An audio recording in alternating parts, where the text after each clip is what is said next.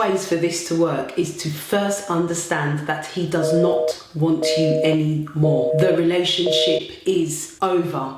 If you don't get that in your head, you're going to have problems with this cord cutting, with understanding soul ties and all of that stuff, right? Hello, my beautiful people. Welcome back to the Azania workshops, the place for the rebellious, the unruly, over here, understanding self. I've got a couple of extra subscribers and I'd like to say hi. My name's Azania. If you don't know me, you do now.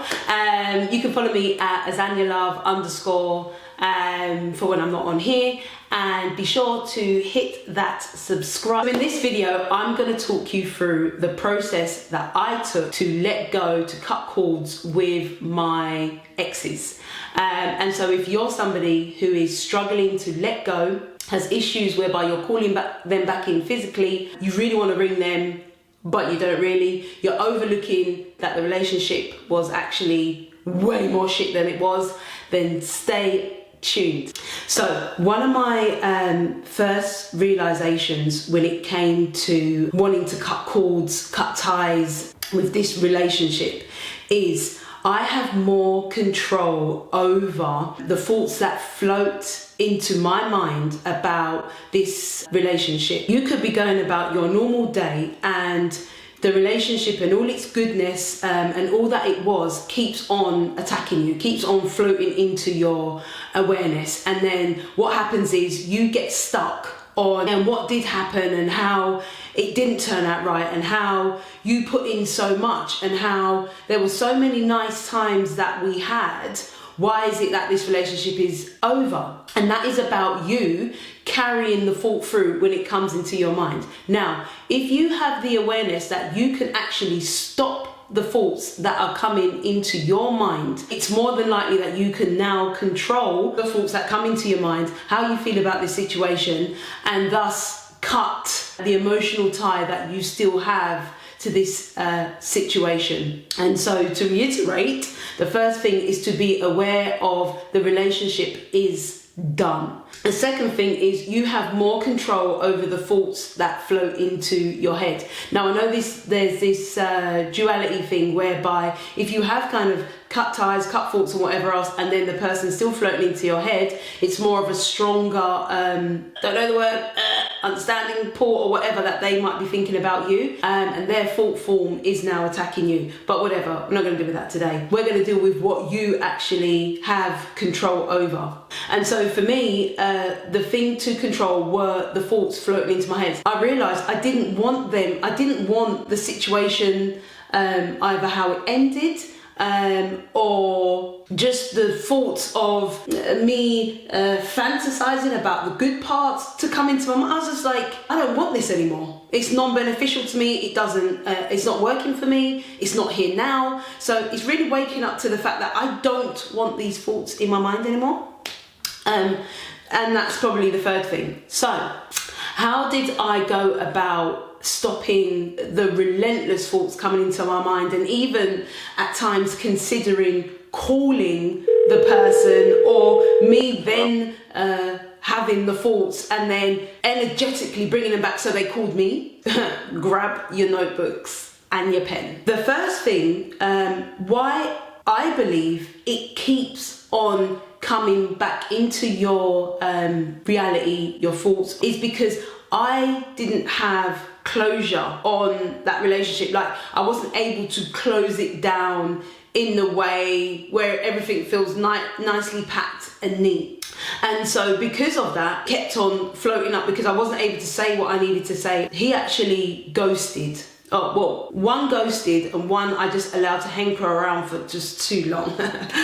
And there was nothing fundamentally wrong. Well, I'm so live. Of course there was something wrong with the one that used to float around too much. See, I went mad. Delusional even. And the person that just ghosted, I didn't have closure on that. What I worked out was, because of this lack of closure, I still had an expectation. So I had an expectation that I was going to be able to close the relationship down, and I still had an expectation of both of them, of how they were supposed to act inside that relationship. Now, the key thing here about the expectation was they wasn't aware of this expectation bar moral standards of how you're supposed to treat somebody in a relationship, right? What I showed in that relationship, what I gave in that relationship, there was this invisible understanding that if I give this much, you're supposed to give that much. And they never gave that. So it became difficult for me to accept that, which means I was generating emotions and feelings because they never got that. They never understood truly what I wanted or what the response should have been, bar the normal standard that people discuss in relationship. I had this expectation, if I treat you a particular way, if I show up in a particular way, and nothing performs, nothing act or whatever else, just being your true, genuine self inside a relationship and showing up for the person in a particular way, that they would respond to you in a way that was mutually understood. And that never occurred. And so when the relationship just ended in the way they done it, it was like, hold on a minute, how do you just get to X out of the relationship without actually fulfilling what needed to occur in that relationship? And so when I realized that invisible expectation I had on them, I was able to address that. And what that meant was for me to get out my pad and write down what I expected from them. So it's almost like you're writing a letter to them and to that expectation that I expected you to show up in this particular way for me. I expected you to be perhaps softer in your approach. I expected you to talk to me. But now I realise that was all my expectation. That actually had nothing to do with you. And because of that, you couldn't have possibly responded to me in the way that I wanted you to respond. So I went about writing down all those expectations and then forgiving them for not living up to that expectation. As nuts as that sounds, it's like I am still connected to you because I have still got those expectations lingering over your head. So every time I think about a relationship now, I'm just like, you never showed up in the way you were supposed to show up. You let me down. You never became the person I wanted you to be, right? So once I became aware of all the expectations, what did I have for this person? I had that, and so on and so forth, without really discussing those underlying expectations. Once I wrote those all down, I was able to say, you know what, you didn't even know that I really had these expectations for you.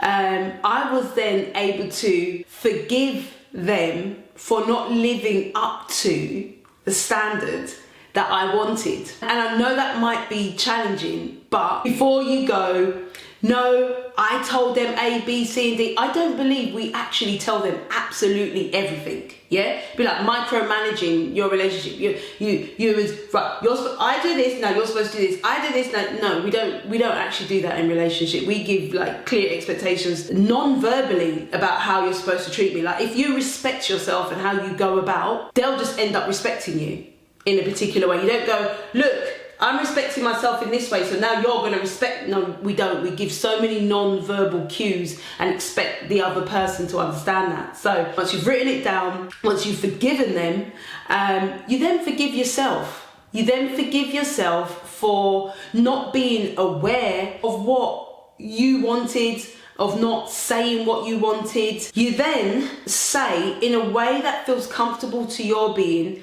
I no longer allow these expectations to rule me and to control me. I now allow you to go.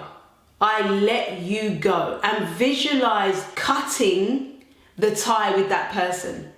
And the ties are the expectations and the emotional connections and the feelings that let go of the tenseness. Let go of the expectations. Let go of them. You then let all of that go. For me, actually, most things say practice, but for me, I did that, I said that, I wrote that down, I forgave them, I forgave myself. I then tore up the piece of paper once it felt lifted. Because that's the thing, you want to say it so genuine and real to yourself. You want to believe in it because it's true.